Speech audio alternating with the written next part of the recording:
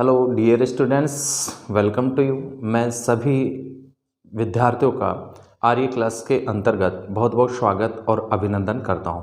Dear students, कल की class के अंतर्गत हमने जो है भारतीय संविधान की प्रस्तावना के संदर्भ में बात की थी। आज जो हम बात करने वाले हैं वो भारतीय संविधान की प्रमुख विशेषताओं के संदर्भ में बात करेंगे। प्रिय विद्यार्थियों, मैं आपको बता दूं कि प्रत्येक देश का एक संविधान होता है और संविधान लिखित नियमों या कानूनों का वह दस्तावेज होता है जिसके आधार पर किसी देश की शासन प्रणाली का क्या किया जाता है, संचालन किया जाता है। शासक और शासितों के बीच संबंधों का जो निर्धारण किया जाता है वो संविधान के द्वारा किया जाता है। और सरकार के जो 3 अंग होते हैं जिनसे मिलकर के सरकार बनती है, व्यवस्थापिका, कार्यपालिका और न्यायपालिका, तीनों अंगों को जो शक्तियां जो प्रदान करता है वो कौन करता है? संविधान ही क्या करता है? प्रदान करता है। जैसा विद्यार्थियों आप सभी जानते हैं कि भारतीय संविधान का जो निर्माण किया गया था एक संविधान निर्मात्री सभा के द्वारा किया जाता है, जिसकी प्रथम बैठक 9 दिसंबर 1946 को हुई थी, जिसमें अस्थायी अध्यक्ष डॉक्टर सच्चिदानंद सिन्हा को बनाया गया था और बाद में जो है स्थायी अध्यक्ष के रूप में डॉक्टर राजेंद्र प्रसाद इसके अध्यक्ष बनते हैं। और भारतीय संविधान निर्मात्री सभा में जो प्रारूप समिति थी, संविधान की जो प्रारूप समिति थी, उसमें जो अध्यक्ष बनाए गए डॉक्टर भीमराव अंबेडकर बनाए गए। ठीक है, तो प्रिय विद्यार्थियों, हम बात करेंगे आज का जो हमारा टॉपिक रहेगा वो रहेगा भारतीय संविधान की प्रमुख विशेषताओं पर हम बात करेंगे। भारतीय संविधान की प्रमुख विशेषताएं, भारतीय संविधान की प्रमुख विशेषताएं कहें, लक्षण कहें, बात एक ही है। ठीक है, तो डियर स्टूडेंट्स, मैं आपको बता दूं कि हमारा जो कॉन्स्टिट्यूशन है, भारत का संविधान विभिन्न दृष्टियों से एक अनूठा और अद्वितीय क्या है? संविधान है।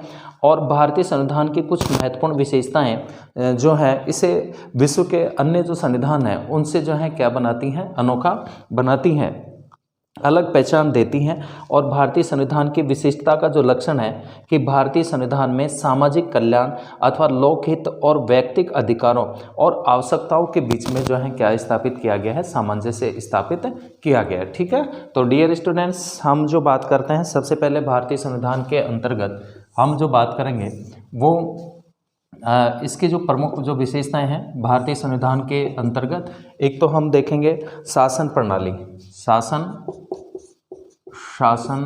प्रणाली,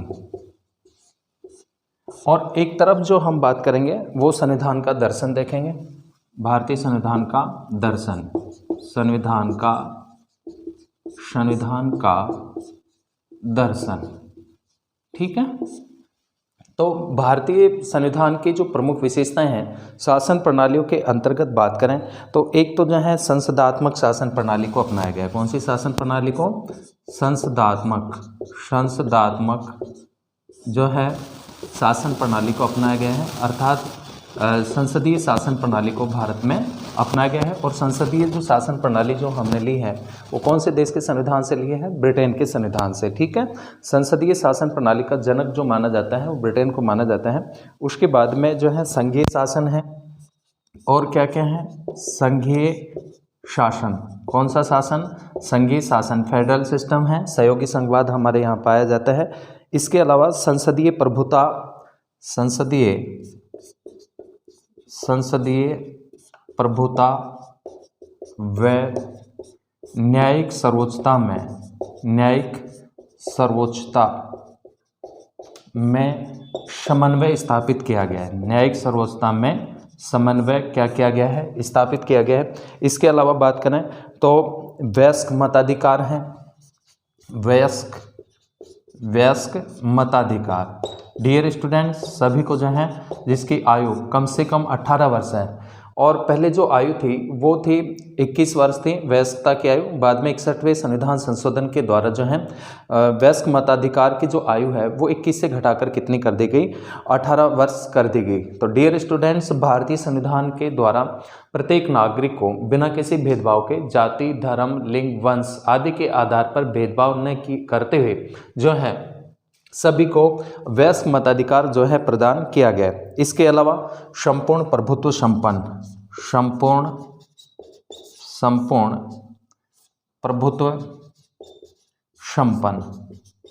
संपन्न। ठीक है, संपूर्ण प्रभुत्व संपन्न, हमारा देश संपूर्ण प्रभुत्व संपन्न है, अर्थात कोई जो बाहरी ताकत है या शक्ति है वो हमारे आंतरिक मामलों में हस्तक्षेप नहीं कर सकते और अपना स्वतंत्र निर्णय जो है रखने का भारत जो है क्या रखता है, अपना अधिकार रखता है। ठीक है, तो संपूर्ण प्रभुत्व संपन्न, इसके अलावा लोकतांत्रिक गणराज्य,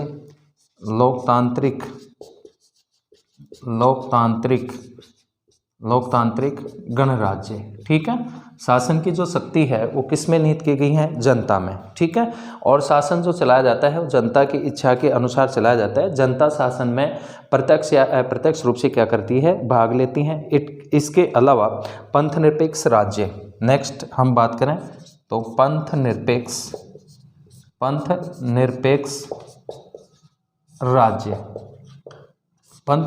राज्य। डियर स्टूडेंट्स, जैसा हमने कल की क्लास के अंतर्गत बात की थी कि जो है भारतीय संविधान के अंतर्गत जो प्रस्तावना है, प्रत्येक देश का संविधान होता है और संविधान के प्रारंभ में क्या दी होती है, प्रस्तावना, जो किसी भी संविधान के मुख्य जो आदर्श होते हैं, लक्ष्य होते हैं, प्रयोजन होते हैं, उनको क्या करती हैं, स्पष्ट करती हैं।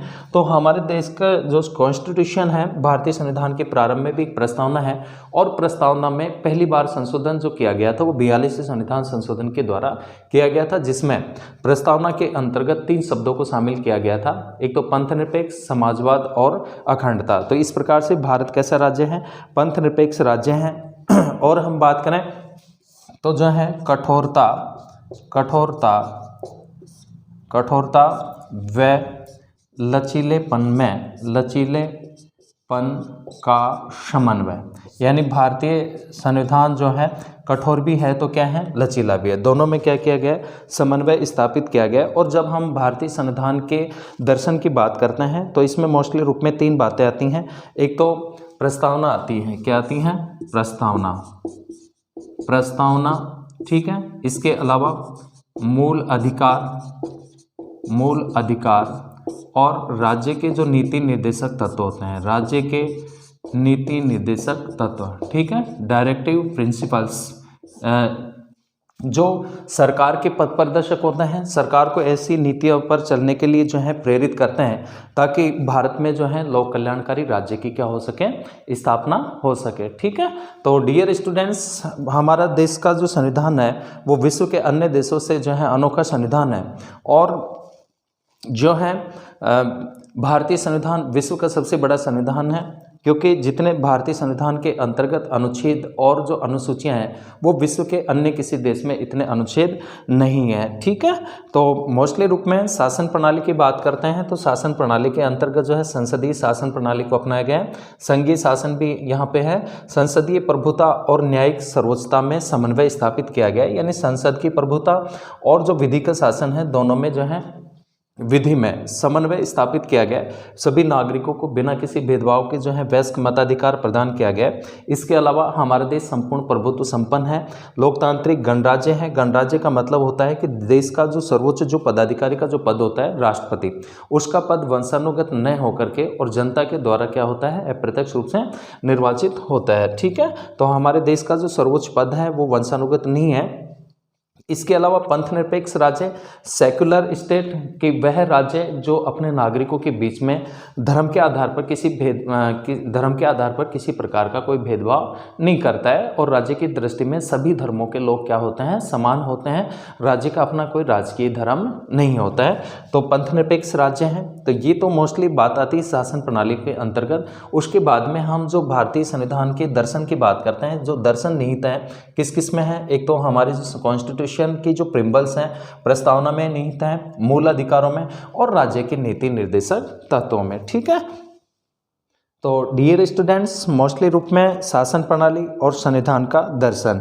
अब वर्तमान रूप में जो है हम इसके प्रमुख जो विशेषताएं हैं उनकी बात करेंगे।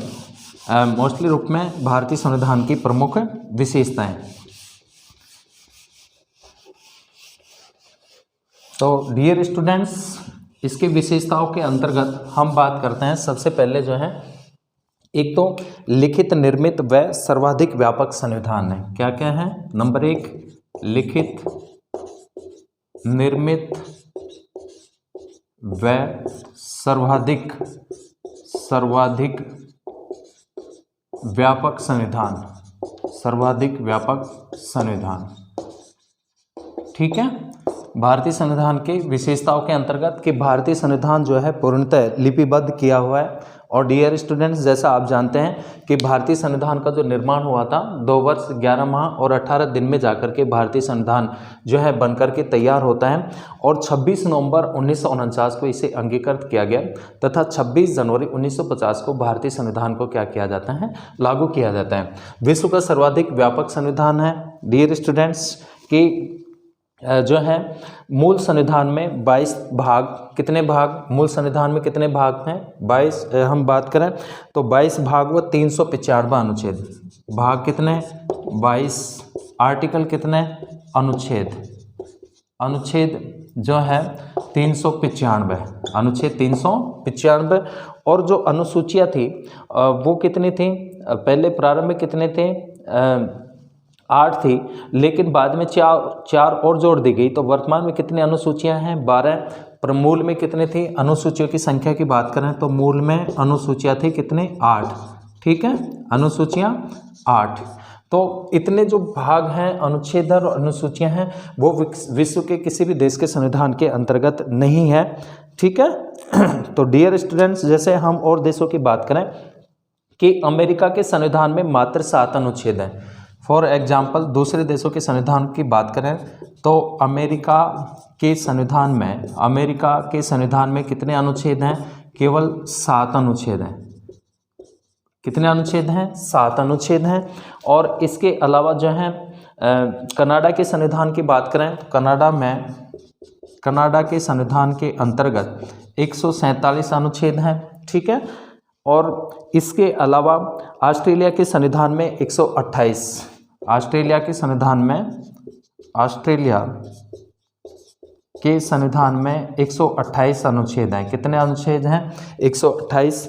और जो है दक्षिण अफ्रीका के संविधान में बात करें तो 253 अनुच्छेद है। ठीक है, दक्षिण अफ्रीका के संविधान में जो है कितने हैं, दक्षिण अफ्रीका के संविधान में जो है 253 अनुच्छेद हैं, 253 अनुच्छेद हैं। ठीक है, तो भारतीय संविधान के अंतर्गत जो अनुच्छेद है मूल में 395 अनुच्छेद और भाग कितने थे 22, अनुसूचियाँ कितनी 8। इस प्रकार से विश्व के किसी भी देश के संविधान में इतने अनुच्छेद नहीं है। तो इस प्रकार से भारतीय संविधान की जो विशेषता है और देशों के संविधान से जो है अनोखी है, भारतीय संविधान को अलग पहचान दिलाती हैं कि सबसे व्यापक जो है भारतीय संविधान है, लिखित है, निर्मित है और सर्वाधिक क्या है, व्यापक संविधान है। Dear students, doctor Ivor Jennings ने कहा है कि भारत का संविधान विश्व का सर्वाधिक व्यापक संविधान है। ठीक है, डॉक्टर आइवर जेनिंग्स के अनुसार कि भारतीय संविधान विश्व का सबसे बड़ा जो है सबसे व्यापक क्या है, कॉन्स्टिट्यूशन है, संविधान है। इसके बाद में हम बात करते हैं कि विदेशी स्रोतों से ग्रहित संविधान। ठीक है, विदेशी स्रोतों से, नेक्स्ट विशेषता विदेशी स्रोतों से ग्रहित यह जो है संविधान। ठीक है, ग्रहित संविधान के विदेशी संविधान या विदेशों के संविधानों से कौन कौन से प्रावधान जो हैं हमारे संविधान निर्माताओं ने वहाँ से प्रेरित होकर के और वहाँ की व्यवस्थाओं को भारतीय संविधान के अंतर्गत जो है शामिल किया है। कुछ भारतीय संविधान के जो आलोचक हैं उन्होंने भी कहा है कि भारत का जो संविधान है वो उधार का संविधान कहा जाता है आलोचकों के अनुसार, लेकिन ऐसा नहीं है, क्योंकि डॉक्टर BR अम्बेडकर के अनुसार कि भारत के संविधान का निर्माण विश्व के विभिन्न संविधानों को छानने के बाद जो है किया गया है और इनके अनुसार कहीं से कोई भी चीज़ ली जाए इसमें लज्जित होने का कोई कारण नहीं होता, यह कोई साहित्यिक चोरी नहीं है। ठीक है, तो जो उपबंध हमारे कॉन्स्टिट्यूशन जो मेकर थे, संविधान निर्माता थे, उनको जो दूसरे देशों के संविधानों से अच्छे लगे उनको भारतीय संविधान के अंतर्गत क्या किया है, शामिल किया गया है। ठीक है, तो डियर स्टूडेंट्स, किस किस को शामिल किया गया,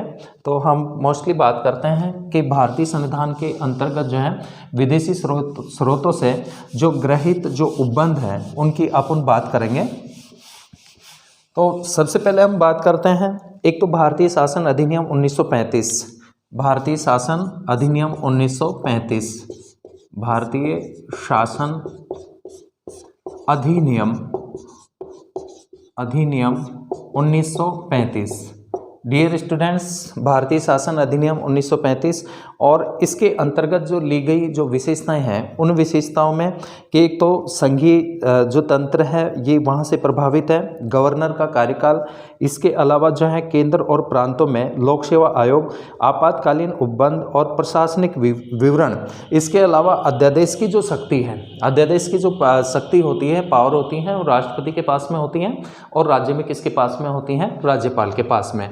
तो ये जो उपबंध हैं ये कहाँ से लिए गए हैं, भारतीय शासन अधिनियम 1935 से जो है लिए गए हैं, जो कि सर्वाधिक स्रोत हैं। उसके बाद में बात करते हैं ब्रिटिश संविधान के अंतर्गत, अर्थात ब्रिटेन के संविधान के अंतर्गत कौन कौन से उपबंध लिए गए हैं ब्रिटेन के संविधान के अंतर्गत। ठीक है, तो जो ब्रिटिश संविधान है, ब्रिटिश संविधान के अंतर्गत एक तो संसदीय शासन प्रणाली, और संसदीय शासन प्रणाली का जो जनक माना जाता है वो किसको माना जाता है, ब्रिटेन को माना जाता है। तो ब्रिटेन से ही जो है भारत ने संसदीय शासन प्रणाली को क्या किया है, अंगीकार किया गया है। ध्यान रखना, संसदीय शासन, संसदीय शासन, संसदीय शासन, इसके अलावा जो है विधि का शासन, इसके अलावा रूल ऑफ लॉ, विधि का शासन। ठीक है, जहाँ विधि क्या होती हैं, सर्वोच्च होती हैं, विधि की दृष्टि में सभी समान होते हैं और विधि का उल्लंघन किए जाने पर जो है व्यक्ति को क्या किया जाता है, दंडित किया जाता है। इसके अलावा एकल नागरिकता है, भारत में इकहरी नागरिकता है, सभी नागरिकों को इकहरी नागरिकता प्रदान की गई है। मंत्रिमंडल जो प्रणाली है वो भी यहाँ से जो है प्रेरित है। परमाधिकार लेख है, संसदीय विशेषाधिकार है और द्विसदनवाद, सामूहिक उत्तरदायित्व और महान्यायवादी, ये जो व्यवस्थाएं ली गई हैं कहाँ से ली गई हैं, ब्रिटेन के संविधान से ली गई हैं। ठीक है, तो डियर स्टूडेंट्स, इसके बाद में जो है हम भारतीय संविधान की विशेषताएं देख रहे हैं और विशेषताओं के अंतर्गत जो है मोस्टली रूप में कि विदेशी स्रोतों से ग्रहित जो संविधान में जो उपबंध जो लिए गए हैं हमने शासन प्रणाली की बात की है, इसके अलावा संविधान का दर्शन देखा है। अब बात करते हैं संयुक्त राज्य अमेरिका का संविधान, अमेरिका, संयुक्त राज्य अमेरिका के संविधान से प्रेरित उपबंध। ठीक है, संयुक्त राज्य अमेरिका के संविधान से कौन कौन से उपबंध लिए गए हैं, एक तो जो है प्रस्तावना, भारतीय संविधान की जो प्रस्तावना है ये भी कहाँ से प्रेरित है, अमेरिका के संविधान से। इसके अलावा जो है मूल अधिकार प्रस्तावना, मूल अधिकार, ठीक है, फंडामेंटल राइट्स जो भारतीय संविधान के कौन से भाग में उल्लेखित हैं, भाग 3 में है। कौन से भाग में है, भाग 3 के अंतर्गत उल्लेखित है, अनुच्छेद 12 से लेकर के और जो है 35 तक। इसके अलावा न्यायपालिका की स्वतंत्रता,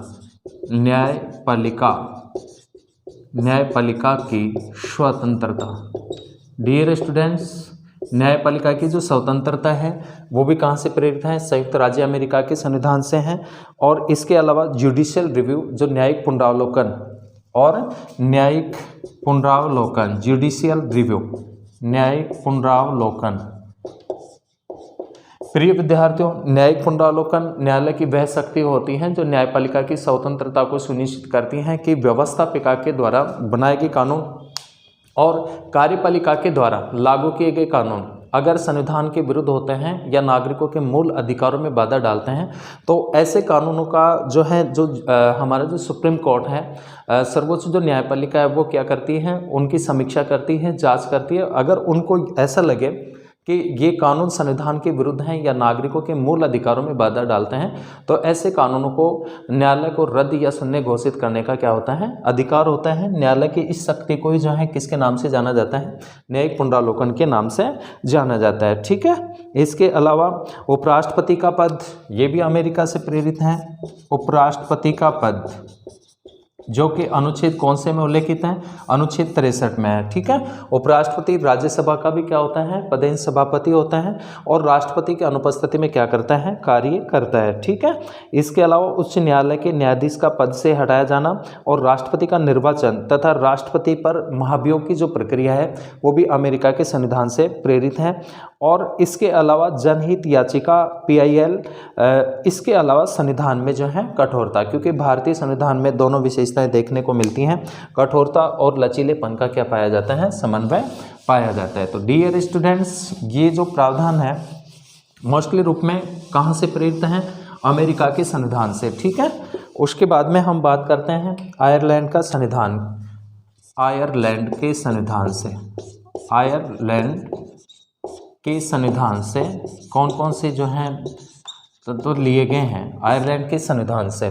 तो आयरलैंड के संविधान से जैसा आप जानते हैं कि राज्य के नीति निर्देशक तत्व हैं, इसके अलावा राष्ट्रपति का जो है निर्वाचक मंडल है और राज्यसभा के सदस्यों का नामांकन। डियर स्टूडेंट्स, राज्यसभा के सदस्यों का नामांकन, इसके अलावा जो है राज्य निर्वाचक मंडल है कि राष्ट्रपति का जो चुनाव किया जाता है, इलेक्शन जो होता है वो एक निर्वाचक मंडल के द्वारा किया जाता है जिसमें संसद के दोनों सदनों के निर्वाचित सदस्य और राज्यों की विधानसभाओं के निर्वाचित सदस्य क्या करते हैं, पार्टिसिपेट करते हैं, भाग लेते हैं। ठीक है। इसके अलावा डियर स्टूडेंट्स बात करते हैं कनाडा के संविधान के कि कनाडा के संविधान से क्या क्या लिया गया है। कनाडा के संविधान, कनाडा के संविधान से, तो कनाडा के संविधान के अंतर्गत जो है एक तो संयुक्त केंद्र के साथ संघीय व्यवस्था, हमारी जो संघीय व्यवस्था है ये कहाँ से प्रेरित है, कनाडा के संविधान से। ठीक है। एक तो संघीय व्यवस्था, फेडरल सिस्टम, और इसके अलावा जो है अवशिष्ट शक्तियों का केंद्र में निहित होना, अवशिष्ट शक्तियों का केंद्र में निहित होना। डियर स्टूडेंट्स, शक्तियों का जो विभाजन किया गया है केंद्र और राज्यों के बीच में, जो शक्ति विभाजन है मोस्टली रूप में 3 सूचियों के अंतर्गत है। हम विधायी संबंधों की बात करते हैं तो संघ सूची, राज्य सूची और समवर्ती सूची। संघ सूची के विषयों पर जो कानून बनाने का जो क्षेत्राधिकार होता है वो केंद्र सरकार का होता है, और राज्य सूची के विषयों पर जो कानून बनाता है वो राज्य का विधानमंडल बनाता है, यानी राज्य सरकारों के अंतर्गत होती हैं। और जो समवर्ती सूची है दोनों सरकार मिलकर के कानून बनाती है, लेकिन किसी प्रकार का गतिरोध उत्पन्न होने पर जो है केंद्र सरकार का डिसीजन क्या होता है, मान्य होता है। इस प्रकार से केंद्र को जो है क्या बनाया गया है, शक्तिशाली। भारतीय संविधान निर्माताओं ने भारतीय परिस्थितियों को ध्यान में रखते हुए जो है केंद्र को क्या बनाया है, सशक्त बनाया है। ठीक है। तो ये जो 3 सूचियों के अलावा जो शेष जो विषय बच गए, अवशिष्ट जो शक्तियां हैं वो किस में निहित की गई हैं, वो केंद्र में निहित की गई हैं। केंद्र द्वारा राज्यों के राज्यपालों की जो नियुक्ति है और उच्चतम न्यायालय का परामर्शी न्यायिक निर्णय, राज्यपाल तथा राष्ट्रपति के लिए विधेयक सुरक्षित रखना, ये जो इस प्रकार के जो प्रावधान है ये कहाँ से प्रेरित है, कनाडा के संविधान से। उसके बाद में बात करते हैं ऑस्ट्रेलिया का संविधान। कौन से देश के संविधान से, ऑस्ट्रेलिया का संविधान, ऑस्ट्रेलिया का संविधान, ऑस्ट्रेलिया का संविधान। ठीक है। ऑस्ट्रेलिया के संविधान के एक अंतर्गत एक तो समवर्ती सूची, क्या क्या, समवर्ती सूची, समवर्ती सूची, इसके अलावा प्रस्तावना का भाव, प्रस्तावना का भाव। ठीक है। और भी हम बात करें तो जो है इसकी जो भाषा है, प्रस्तावना का भाव है, और ये भाषा ये कहाँ से प्रेरित है, ये ऑस्ट्रेलिया के संविधान से प्रेरित है। इसके अलावा जो है वाणिज्य और समागम की स्वतंत्रता, संसद के दोनों सदनों की संयुक्त बैठक। डियर स्टूडेंट ध्यान रखना, संसद के दोनों सदनों की, संसद के दोनों सदनों की संयुक्त बैठक, संयुक्त बैठक का प्रावधान। ठीक है। बैठक का प्रावधान, अगर किसी विधेयक को लेकर के दोनों सदनों में गतिरोध उत्पन्न होता है तो संयुक्त जो अधिवेशन बुलाने का जो अधिकार होता है, संयुक्त अधिवेशन बुलाया जाता है, वो राष्ट्रपति के द्वारा बुलाया जाता है। किसके द्वारा बुलाया जाता है, राष्ट्रपति के द्वारा।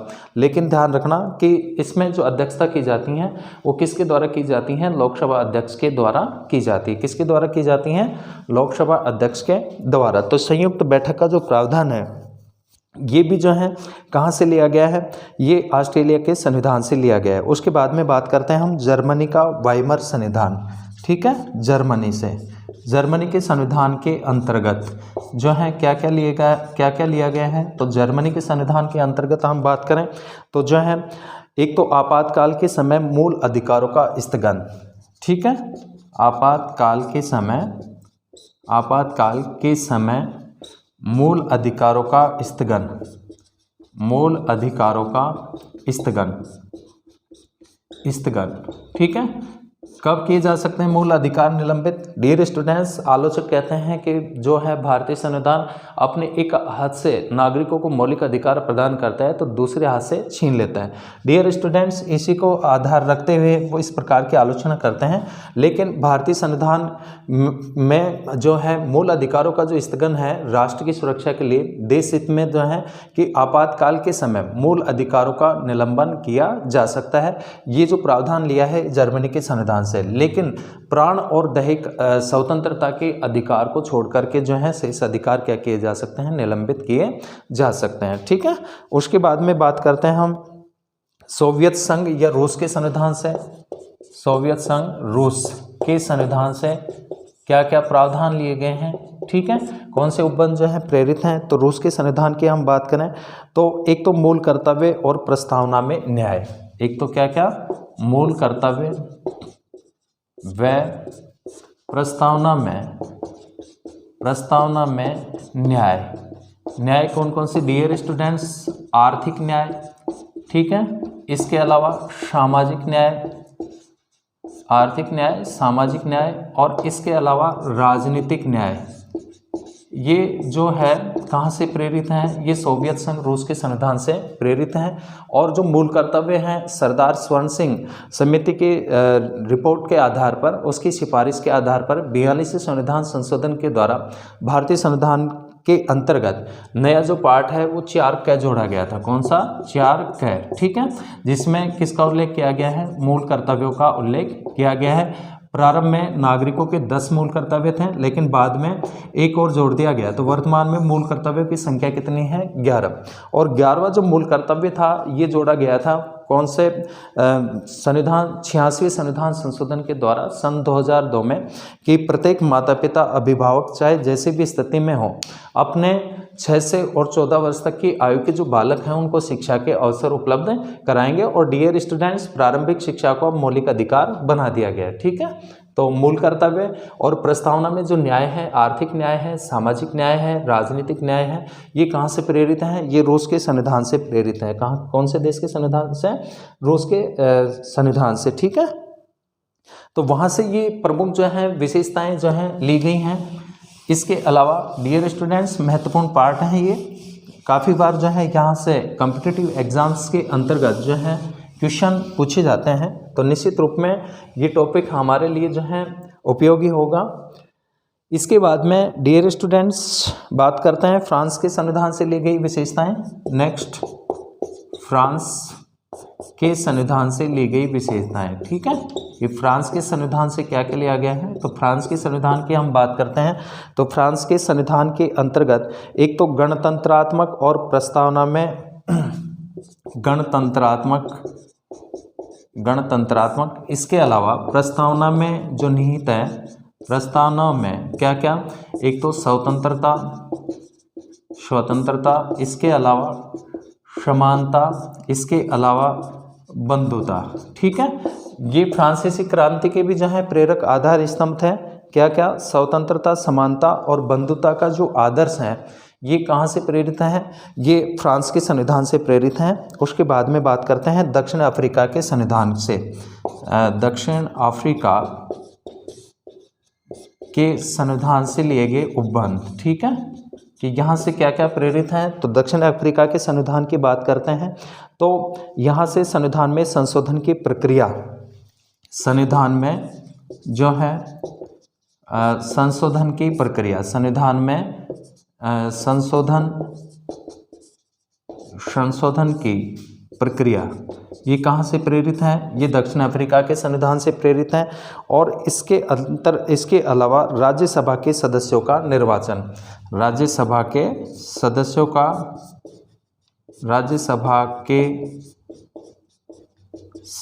का निर्वाचन। ठीक है, ये कहाँ से प्रेरित हैं? ये दक्षिण अफ्रीका के संविधान से प्रेरित हैं। उसके बाद में जापान के संविधान की बात करते हैं। ये जापान के संविधान से कौन से उपबंध लिया गया है? तो जापान के संविधान के अंतर्गत जो है भारतीय संविधान के अंतर्गत जो शामिल किया गया है यहाँ से प्रेरित होकर के, और यहाँ से विधि द्वारा स्थापित प्रक्रिया।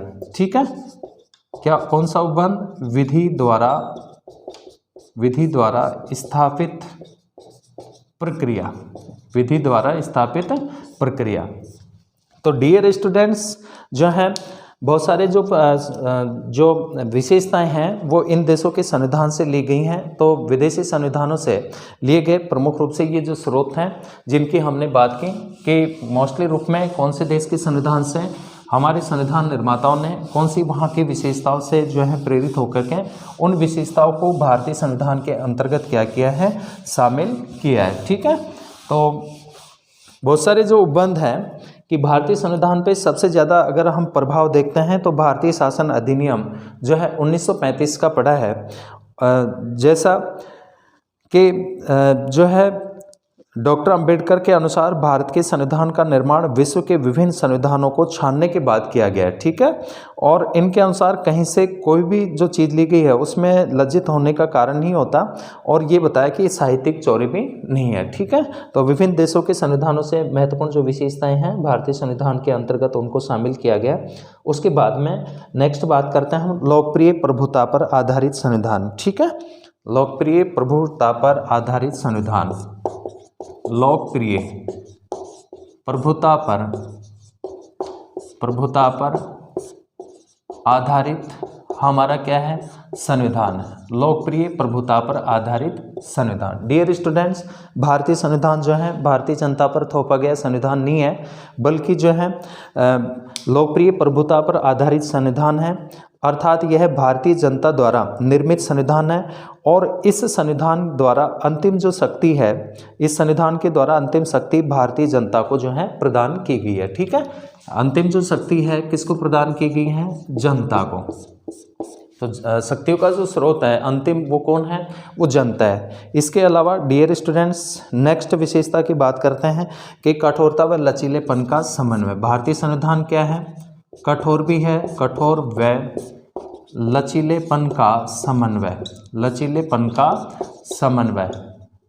समन्वय दोनों विशेषताएं हमें देखने को मिलती हैं कि भारतीय संविधान कठोर भी है तो क्या है, लचीला भी है। डियर स्टूडेंट्स, संविधान की संशोधन की प्रक्रिया के आधार पर संविधान के जो है संशोधन की प्रक्रिया के आधार पर हम बात करते हैं तो संविधान दो प्रकार का होता है, एक तो जो है लचीला और एक क्या होता है, कठोर। लचीला अथवा नम्य संविधान वह संविधान कहलाता है जिसमें विधि निर्माण की जो प्रक्रिया जो होती है वो साधारण प्रक्रिया के आधार पर संशोधन किया जा सकता है। जैसे ब्रिटेन का संविधान है।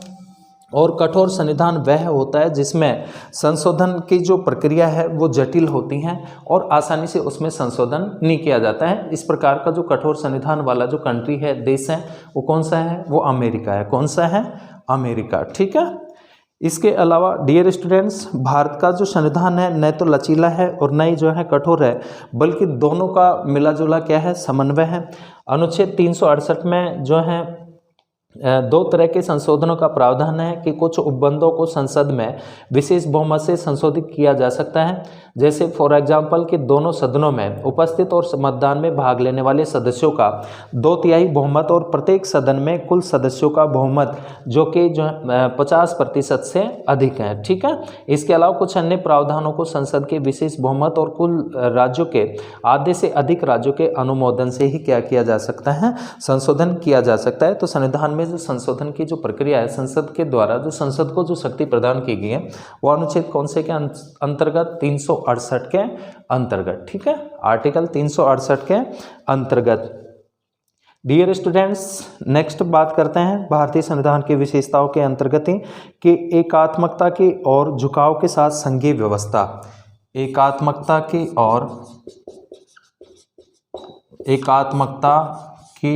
और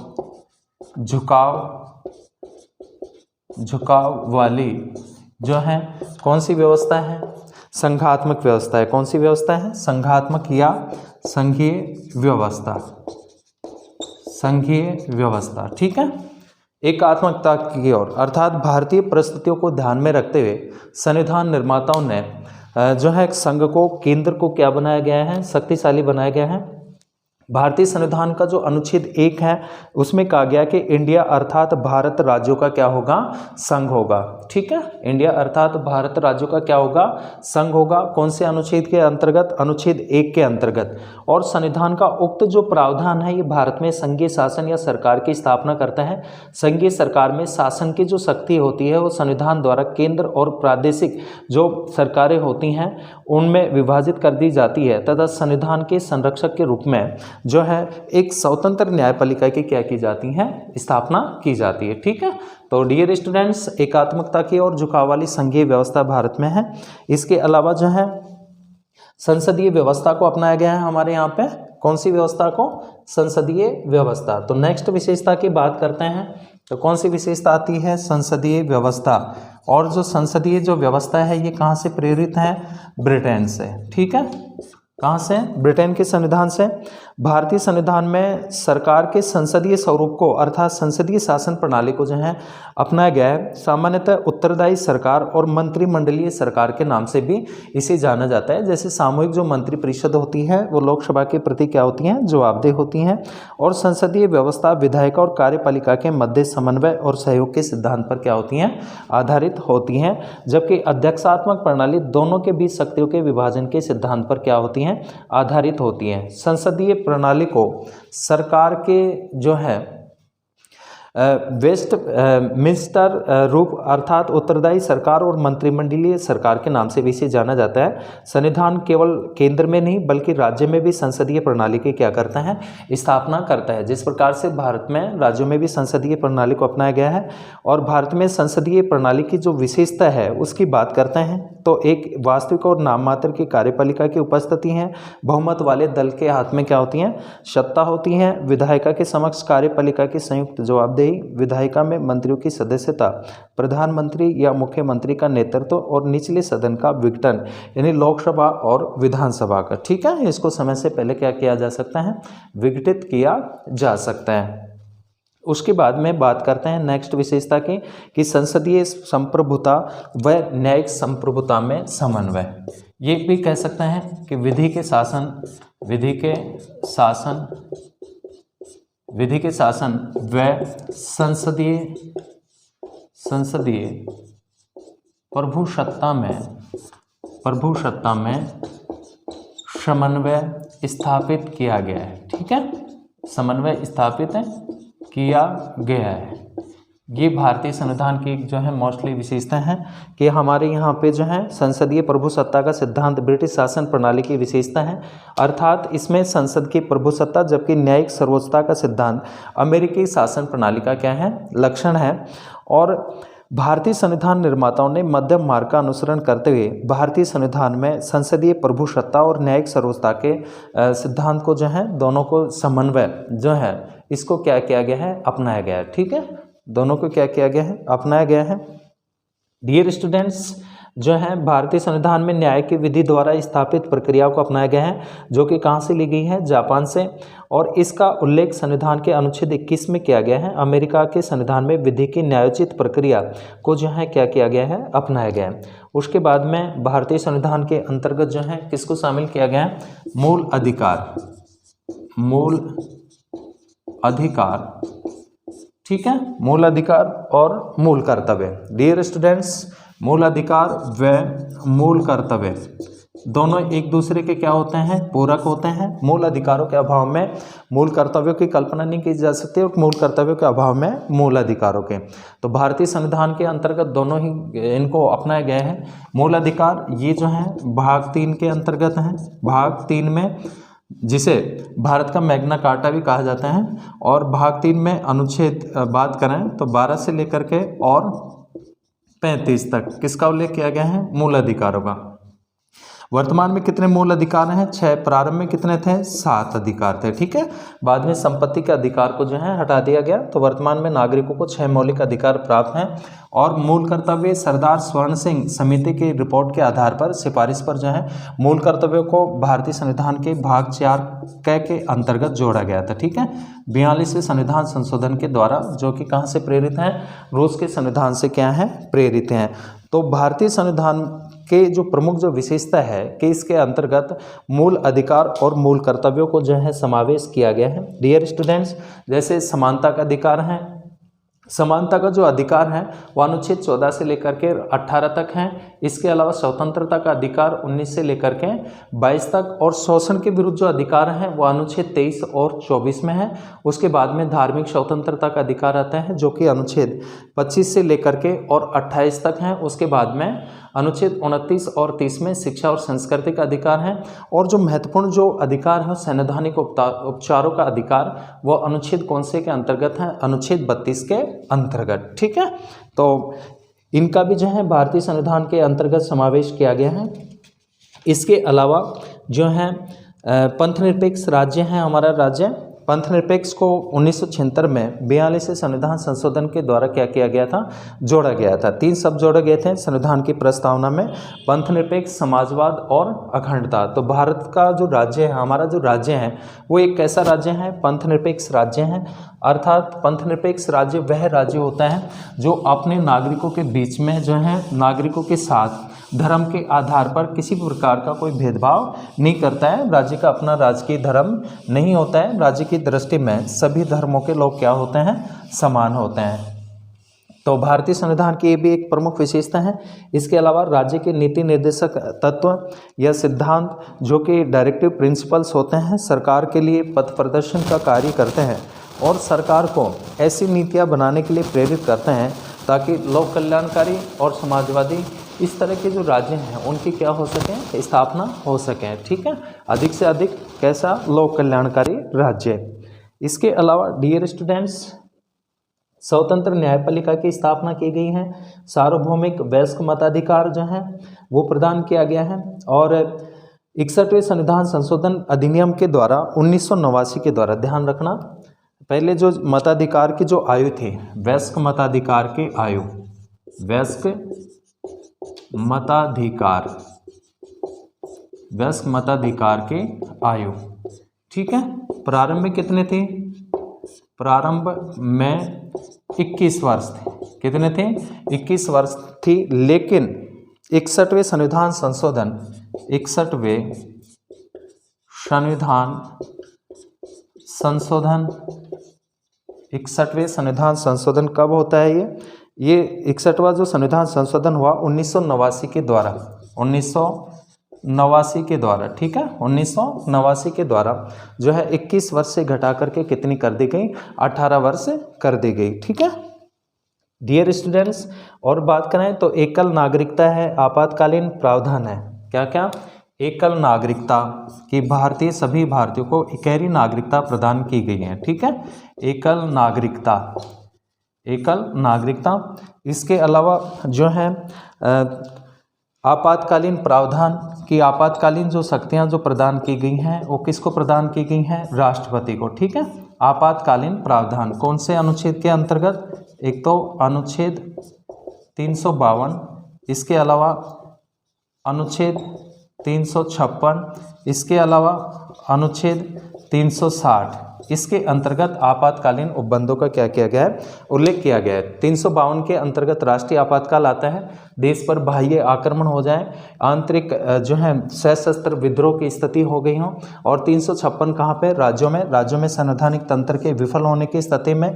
और 360 में क्या आता है? वित्तीय आपातकाल आता है, अगर देश की जो अर्थव्यवस्था है वो खतरे में पड़ गई हो और या फिर देश पर किसी दूसरे देश का कर्जा इतना हो गया हो जिसको देश चुकाने में असमर्थ हो, तो पूरे देश में जो है वित्तीय आपातकाल को लागू किया जा सकता है। लेकिन डियर स्टूडेंट्स, अभी तक वित्तीय आपातकाल को लागू नहीं किया गया। ठीक है, उसके बाद में त्रिस्तरीय सरकार, त्रिस्तरीय सरकार के अंतर्गत की डियर स्टूडेंट्स, जैसे मूल रूप से संघीय संविधानों की तरह भारतीय संविधान में 2 स्तरीय राज्य व्यवस्था, केंद्र और राज्यों और संगठन के संबंध में प्रावधान केंद्र और राज्यों की शक्तियां अंतर्विष्ट थी। बाद में 1992 में 73वें और 74वें संविधान संशोधन में त्रिस्तरीय सरकार यानी स्थानीय सरकार का प्रावधान किया गया, जो विश्व के किसी भी और संविधान में नहीं है, जिसको हम पंचायती राज के नाम से जानते हैं। जैसे केंद्र स्तर पर जो केंद्र सरकार होती हैं, राज्य स्तर पे कौन सी सरकार होती हैं, राज्य सरकार। और स्थानीय स्तर की बात करते हैं तो हम कौन सी सरकार आती हैं, स्थानीय सरकार, जिसको पंचायती राज के नाम से जाना जाता है। किसके नाम से जाना जाता है, पंचायती राज के नाम से। इसके बाद में स्वतंत्र निकाय हैं, जैसे निर्वाचन आयोग है, नियंत्रक महालेखा परीक्षक है, संघ लोक सेवा आयोग है, राज्य लोक सेवा आयोग हैं। ये कुछ क्या है, स्वतंत्र निकाय हैं जो कि संसद, राज्य विधानसभाओं, भारत के राष्ट्रपति और भारत के उपराष्ट्रपति के लिए स्वतंत्र और निष्पक्ष चुनाव सुनिश्चित कराने हेतु जो है एक निर्वाचन आयोग का भी क्या किया गया है, गठन किया गया है। तो ये निर्वाचन आयोग भी जो है किस तरह का निकाय है, स्वतंत्र निकाय है। इसके बाद में सहकारी समितियां की 97वां जो संविधान संशोधन था वो 2011 में संविधान संशोधन अधिनियम 2011 ने सहकारी समितियों को संवैधानिक दर्जा और संरक्षण प्रदान किया गया। इस संदर्भ में जो है मोस्टली रूप में जो है 3 प्रकार के जो है परिवर्तन किए गए, जिसमें सहकारी समिति गठित करने के अधिकार को मौलिक अधिकार बना दिया गया अनुच्छेद 19 के अंतर्गत। इसमें एक नया राज्य का नीति निर्देशक तत्व जोड़ा गया और सहकारी समितियों को प्रोत्साहन देने के लिए अनुच्छेद 43B। इसके अलावा इसमें संविधान में नया भाग 9B जोड़ा गया, जो कि सहकारी समितियों के शीर्षक के अनुच्छेद 243 ZH से लेकर के 243 ZT तक है। ठीक है। उसके बाद में डियर स्टूडेंट, संविधान की सर्वोच्चता। नेक्स्ट जो विशेषता बात करते हैं कि भारत में शक्ति के स्रोत के रूप में जो है संविधान सर्वोच्च है और सरकार के सभी अंग, कार्यपालिका, व्यवस्थापिका तथा न्यायपालिका, ये संविधान से ही जो है अपनी शक्तियाँ क्या करते हैं, प्राप्त करते हैं। ठीक है विद्यार्थियों, डियर स्टूडेंट्स, आज की क्लास के अंतर्गत प्रमुख रूप से हमने जो है भारतीय संविधान की प्रमुख विशेषताओं के संदर्भ में बात की। प्रिय विद्यार्थियों, हमें और मोटिवेट करने के लिए, प्रोत्साहित करने के लिए आपका लाइक, सब्सक्राइब और हमें मोटिवेट करेगा। तो निश्चित रूप में अगर क्लासें आपको अच्छे से समझ में आ रही हैं तो आप लाइक करें, सब्सक्राइब करें और शेयर करें। Thank you.